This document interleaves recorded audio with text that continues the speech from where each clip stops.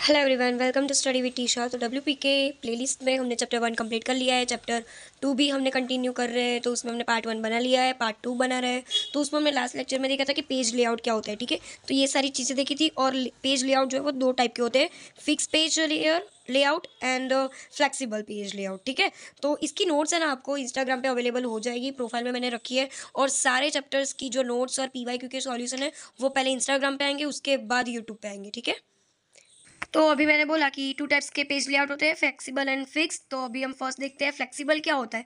Flexible यानी कि वो जो हमने देखा था ना कि हेडर होता है, इधर नेविगेशन होता है और ये आर्टिकल जो लिखते हैं तो वो फ्लेक्सिबल होते हैं। लाइक जहाँ पे भी हमें मूव कराने हो वो हम कर सकते हैं, ऐसा बोल रहे हैं। ठीक है, अभी उसके एडवांटेज क्या है कि this kind of layout design has to ability to adopt lower screen resolution, यानी कि वो फ्लेक्सिबल है।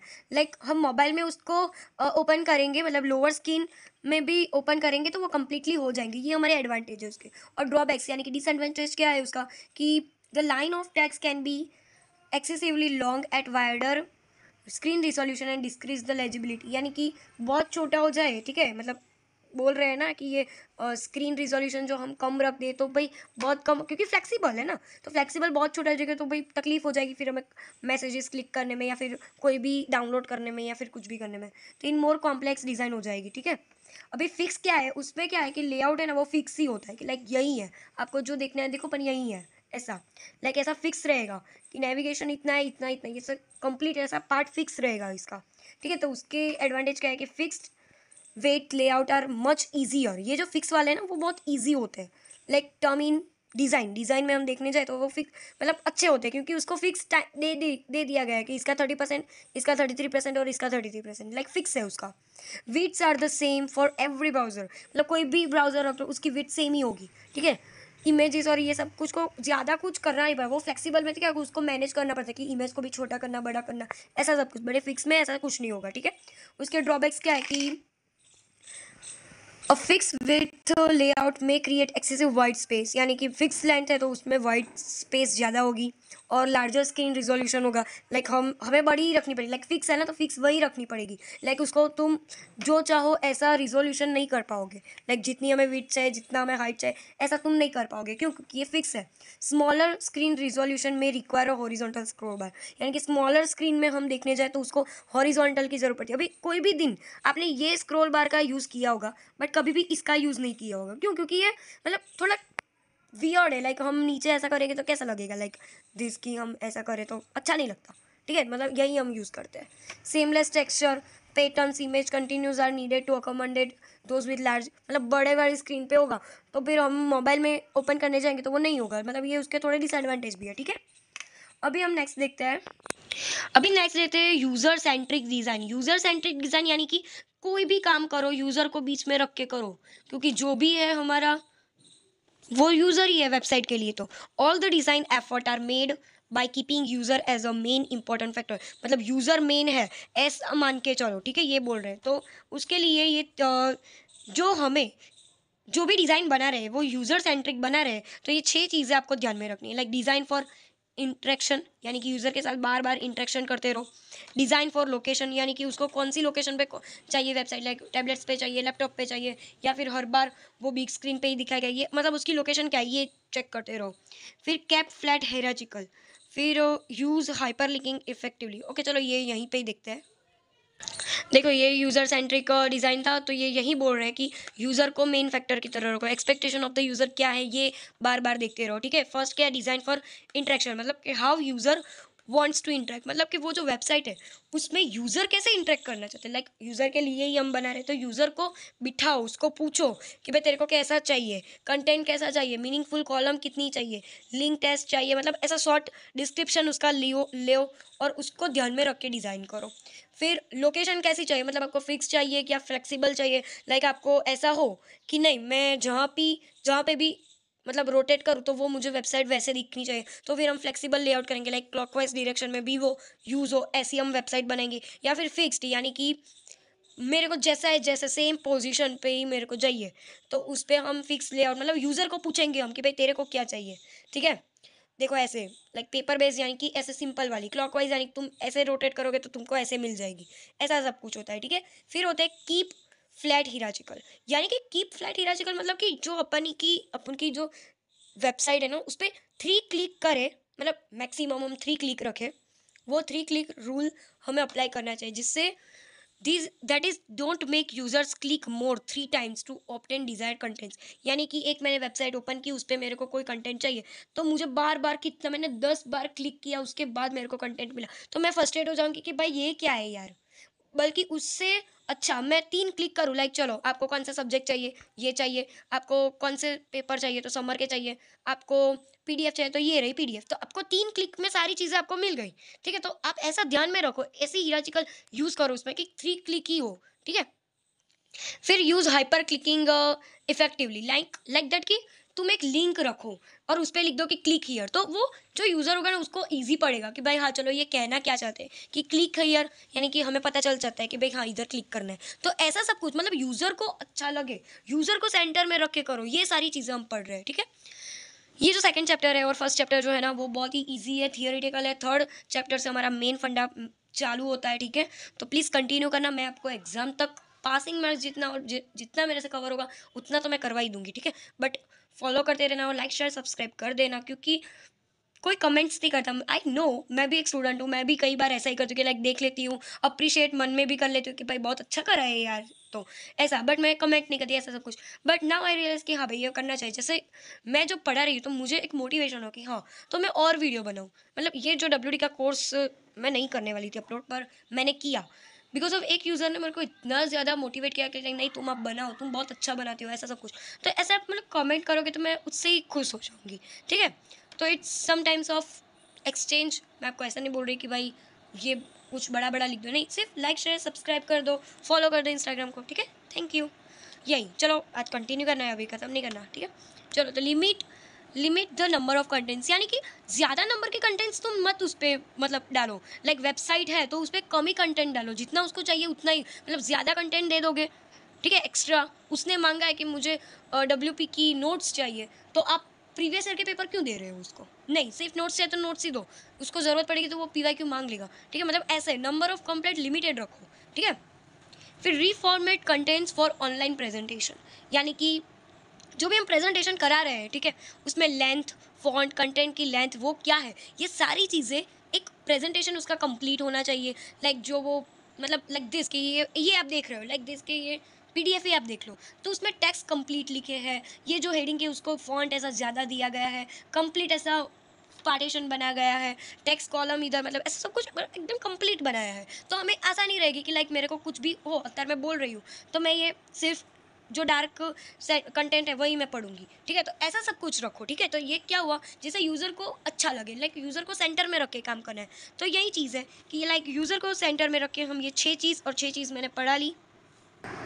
अभी हम देखते हैं साइट मैप क्या होता है। तो the a structural overview of a site that shows the grouping of the pages based on the topic, यानी कि क्या करते हैं ये, मतलब एक ग्रुप बना देते हैं टॉपिक्स का और उसको एक स्ट्रक्चरल ओवरव्यू में एक साइड पे लिख देते हैं, लाइक साइट मैपिंग। उसके 2 टाइप है, आपको मैं एग्जांपल दिखाती हूँ, उससे अच्छे से आपको पता चलेगा और आप बोलोगे कि यार ये तो मैंने देखा है।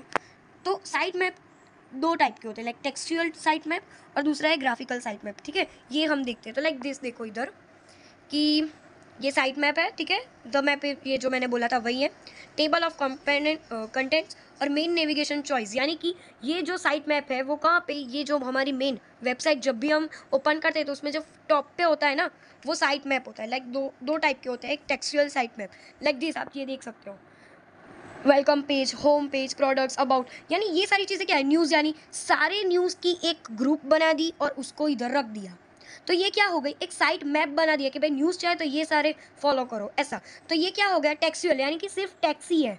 ठीक है, फिर क्या है ऐसा ग्राफिकल, तो ग्राफिकल में हम क्या पढ़ेंगे, लाइक दिस की अबाउट, यानी कि हमें ग्राफिकल रिप्रेजेंटेशन दे रहे हैं कि लाइक हमें हमें अच्छा लगे, यूज़र को फील एंड सेफ फील हो, लाइक उसको अंडरस्टैंडिंग करने में आसानी हो, इसके लिए लाइक वेलकम पेज, तो हम स्माइली देख के खुश हो जाएंगे कि वाओ ये हमको वेलकम कर रहा है, लाइक दिस, ऐसा मतलब यूज़र को इंटरेक्ट करने के लिए हम ये सारा फंडा करते हैं। ठीक है, अभी साइट मैप तो हमने देख लिया। अभी प्लानिंग एंड पब्लिशिंग वेबसाइट, यानी कि अभी हम जो देख रहे हैं ना कि लाइक वेबसाइट सब लोग बना रहे हैं, ठीक है। तो वेबसाइट प्लान करते हैं वो लोग और फिर उसको पब्लिश कैसे करते हैं। लाइक हम तो नॉर्मली देख लेते हैं कि भाई गूगल पे मुझे मिल गया कि www.google.com, www.youtube.com, मतलब कोई भी कॉलेज ले लो, पारुल यूनिवर्सिटी ले लो, कोई भी ले लो, मतलब कुछ भी, मतलब कोई भी वेबसाइट हो, तो वो उसे प्लानिंग कैसे करते हैं, वो गूगल पे आई कैसे। मतलब ऐसे मैं अभी चाहूँ कि मेरे को ये वेबसाइट डालनी है गूगल पे, तो मैं ऐसे डायरेक्टली नहीं डाल सकती, उसकी कुछ प्रोसेस होती है। उसकी पब्लिशिंग वेबसाइट करने के लिए कुछ प्रोसेस होती है, तो वही हम देखेंगे आज कि web design start with planning, मतलब प्लानिंग करो आपकी भाई कैसी डिज़ाइन चाहिए, यूज़र को कैसे डिज़ाइन चाहिए। Web project must be specific, यानी कि जो भी एक स्मार्ट ऑब्जेक्टिव लो कि जो भी हम प्लानिंग कर रहे हैं, ठीक है, तो वो एक स्पेसिफिक हो कि एक कोई टॉपिक के रिलेटेड हो। मेजरेबल, यानी कि इट शुड बी मेजरेबल, यानी कि मतलब एक मेजरमेंट ले लो कि भाई हाँ ये जो हम वेबसाइट बना रहे हैं तो उसमें टाइम कितना लगेगा, ये सारी चीज़ें। चलो मैं आपको बताती हूँ। लाइक दिस ये है कि वेब प्रोजेक्ट को कितना स्पेसिफिक टाइम लगेगा, मेजरेबल यानी कि कितने वक्त तक चलेगा। वेब प्रोजेक्ट जो है वो अटेंडेबल होने चाहिए, या फिर realistic approach for deciding the web project, यानी रियल में वो वर्क करेगा या नहीं करेगा, रियल में उसकी ज़रूरत है या नहीं, उस हिसाब से तुम उसकी प्लानिंग करो, ठीक है। टाइम लिमिटेड और should not be continue for very long period, मतलब वेबसाइट बनाने के इतना भी टाइम ना लग जाए कि उसकी ज़रूरत जो है वही ख़त्म हो जाए, ठीक है। उसको हम बोलते हैं स्मार्ट ऑब्जेक्टिव्स लाइक दिस, कि हमें ऐसे फॉलो करने चाहिए ये सारी चीज़ें, ठीक है। फिर टारगेट ऑडियंस, यानी कि किस टाइप के यूज़र्स को ये ज़रूरत है, मतलब किस टाइप के, मतलब ये जो हम वेबसाइट तो बना रहे हैं पर उसको यूज़ कौन करेगा, तो उसको टारगेट करो kind of users like this. कि देखो मार्केट रिसर्च करो तुम कि किसको क्या ज़रूरत है ज़्यादा, कि भाई ऑडियंस को समझो तुम कि उसकी डिमांड क्या है, उसको क्या चाहिए। लाइक दिस कि मैं अभी बना रही हूँ कोई स्टूडेंट्स के लिए ही बना रही हूँ, तो चलो मैं ऐसा, मतलब मैं खुद स्टूडेंट हूँ तो मैं ऐसा सोचूंगी कि भाई मेरे को क्या तकलीफ़ हो रही है। लाइक मेरे को PYQ नहीं मिल रहे हैं, प्रीवियस ईयर के पेपर्स नहीं मिल रहे, या फिर नोट्स नहीं मिल रही, यूट्यूब लिंक्स परफेक्ट नहीं मिल रही, ये सारी चीज़ें। तो ये सारी चीज़ें मार्केट में रिसर्च करके ही मुझे पता चलेगी ना कि भाई एग्जैक्टली प्रॉब्लम क्या है। तो उस टाइप के टारगेट ऑडियंस को टारगेट करो। फोकस ऑन ग्रुप्स, यानी कि ग्रुप्स है तो ग्रुप्स में से तुम कुछ लाओ कि भाई ओके ये ग्रुप है तो ग्रुप में क्या प्रॉब्लम्स होती है, ये सारी चीज़ें। अंडरस्टैंडिंग इंटरनेट ऑडियंस, यानी कि if your website is created for alternative than internet access is the several department, every department has a different needs, मतलब सभी जो needs होती है सभी डिपार्टमेंट की वो अलग अलग होती है। तो आप एक ऐसा ग्रुपिज्म करो, आप एक ऐसा मतलब सोचो कि भाई ओके मैं क्या कर सकती हूँ, मैं क्या करूँ, तो ये सारी चीज़ें एक ही जगह पे मुझे फुलफिल हो जाए। तो ये सारी चीज़ें होती है प्लानिंग में। तो इधर मैंने यही बोला है कि टारगेट ऑडियंस यानी कि मार्केट रिसर्च करो, फोकस ग्रुप करो, अंडरस्टैंड इंटरनेट ऑडियंस में बहुत सारे डिपार्टमेंट होते हैं, तो उसकी क्या क्या नीड्स है वो सारी चीज़ें देखो। अभी वेबसाइट डेवलपमेंट प्रोसेस क्या होती है ये हम देखते हैं, ठीक है। तो requirement and specification, first of all जब भी हम कोई वेबसाइट बनाए तो हम क्या करेंगे, पहले रिक्वायरमेंट एंड स्पेसिफिकेशन के भाई स्पेसिफिक कौन सी चीज़ उसे चाहिए, यूज़र को चाहिए, रिक्वायरमेंट क्या है, ये सारी चीज़ें। फिर उसकी इन्फॉर्मेशन है, उसका एक डिज़ाइन बनाएंगे, लाइक टेक्सोनोमी क्रिएशन बनाएंगे, लाइक एज अ पेपर में बनाएंगे कि लाइक ओके चलो इधर ये बुक्स आनी चाहिए, ये बुक्स के नेम आने चाहिए, इधर PYQ के सॉल्यूशंस आने चाहिए, या फिर इधर लिंक्स आनी चाहिए। तो ये सारी चीज़ें हम डिज़ाइन करेंगे पहले, फिर उसका ग्राफिक डिज़ाइन करेंगे, फिर उसका कंटेंट डेवलपमेंट करेंगे, लाइक दिस की कोडिंग करेंगे, और फिर हम उसकी वेबसाइट बनेंगे। फिर QA एंड यूज़र टेस्ट, यानी कि यूज़र के कोई ऐसा टेस्ट कराएंगे कि भाई यूज़र मांगे तो मतलब टेस्टिंग करवाएंगे, इन शॉर्ट कोडिंग की टेस्टिंग करेंगे, और फिर कुछ आए तो उसको फीडबैक देंगे, फिर वापस से डेवलपमेंट होगी, और उसके बाद पब्लिश एंड प्रमोशन करेंगे, और फिर ऑन गोइंग जो भी मेंटेनेंस आएगा वो हम देखते जाएंगे, ठीक है।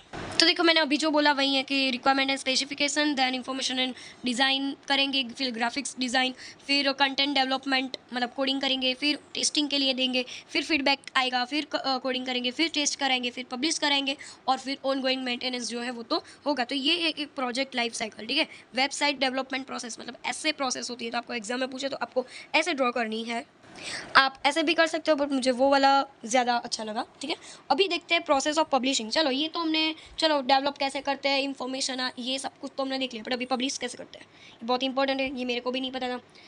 मैंने बहुत सारी रिसर्च की, उसके बाद पता चला कि भाई ओके ये होता है एग्जैक्टली। मतलब ये सारी चीज़ें मतलब ये बहुत अच्छा सब्जेक्ट है, लाइक प्रैक्टिकल वाला सब्जेक्ट है कि हमें जानने में अच्छा लगे कि भाई हाँ यार यहाँ ये तो मैं मतलब हम लोग यूज़ कर रहे हैं ना वेबसाइट को, तो हमें उसकी चीज़ें जानने में ज़्यादा इंटरेस्ट होगा। तो ये सब्जेक्ट आई लव इट, मतलब मेरे को मेरा फेवरेट है। तो देखो चलो तो प्रोसेस ऑफ पब्लिशिंग वेबसाइट यानी कि publishing the website is the process of making the site live bye transferring the website file on the web browser. Web browser यानी कि हमारा गूगल क्रोम, उस पर हमें हमारी वेबसाइट को ट्रांसफ़र कराना है। वेबसाइट की जो भी हमारी फाइल्स होगी उसको हमें ट्रांसफ़र कराना है और लाइव करना है। ठीक है, तो वो चीज़ होती है पब्लिशिंग द वेबसाइट। ये एक प्रोसेस है। ठीक है, तो उसके 3 स्टेप होते हैं। ये बहुत ही अच्छा है। आप कभी भी लाइफ में वेबसाइट बनाओ तो आपको ये चीज़ें पता हो तो आसानी रहेगी। Choose web hosting service provider, यानी कि मतलब ये जो है ना सर्विस प्रोवाइडर, वो एक बेसिकली अ कंपनी होती है जो वेब पेजेस और ये सारी जो चीज़ें हैं ना यूआरएल, ये सबको एक जगह पे स्टोर करती है। वो उसको अवेलेबिलिटी प्रोवाइड करती है। लाइक होस्टिंग यानी कि यहीं की एक कंपनी होती है जो वेब पेजेस, यानी कि हमारे जो भी वेबसाइट के वेब पेजेस होंगे वो हमें उसको देने हैं। लाइक हमें ऐसा प्रोवाइडर ढूंढना है। उसके बाद हमें एक डोमेन नेम परचेज करना होगा। डोमेन नेम यानी कि कोई भी आएगा हमारी वेबसाइट को मिलने के लिए, यानी कि वो विज़िट करने के लिए आएगा, तो हम क्या मतलब डोमेन नेम, हमने बहुत सारी चीज़ें देखी थी कि भाई google.com लिखेंगे, फिर वो डोमेन नेम डीएनएस में जाके डोमेन नेम ढूंढेगा, उसका आईपी एड्रेस ढूंढेगा, ये सारी चीज़ें होती है। ठीक है, तो डोमेन नेम यही है कि लाइक एक्चुअल लोकेशन कहाँ है वेब सर्वर पे, तो वो हमें परचेज करनी पड़ेगी क्योंकि वो हमारी जगह होगी। ठीक है, हमारी वेबसाइट है तो वो हमारी जगह होगी, तो हमें एक डोमेन नेम हमें परचेज करना पड़ेगा, लाइक रजिस्टर करना पड़ेगा। ठीक है, और फिर उस पर हमें फाइल को अपलोड कराना है लाइक दिस ट्रांसफ़र प्रोटोकॉल की मदद से।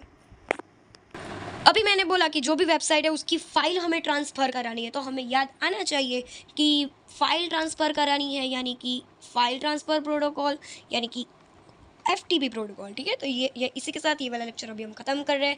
नेक्स्ट लेक्चर में हम पीवाईक्यू देखेंगे, प्रीवियस ईयर पेपर्स देखेंगे। ठीक है, thank you for watching. And Instagram पे आपको इसकी नोट्स अवेलेबल हो जाएगी। ठीक है, थैंक यू फॉर वॉचिंग।